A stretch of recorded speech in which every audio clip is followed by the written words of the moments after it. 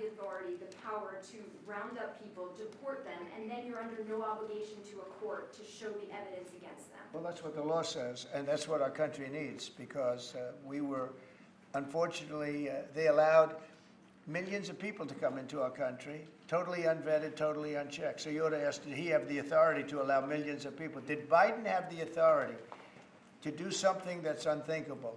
Have open borders where millions of people poured into our country, totally unvetted and totally unchecked, just as you would say. And many of those people were criminals. Many of them were from jails and prisons and mental institutions and gang members and drug dealers and very dangerous people. Many were murderers. We have 11,088 that we know of murderers they murdered. Of that number, at least half killed more than one person. They're in our country. They're in a location near you.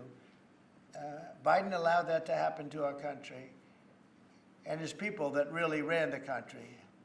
And the person that operated the auto pen, I think we ought to find out who that was, because I guess that was the real president. So when you ask me if we have the authority, did Biden have the authority to allow millions of people to come into our country? Many of these people hardened criminals at the top of the line who have caused tremendous damage in our country. You see them in New York City fighting with our police. I mean, literally having fist fights in the street with our police. These are tough, hard criminals. Many of them came out of jails, and not just South America, from all over the world. They came out from Africa, from the Congo. They came out from Asia.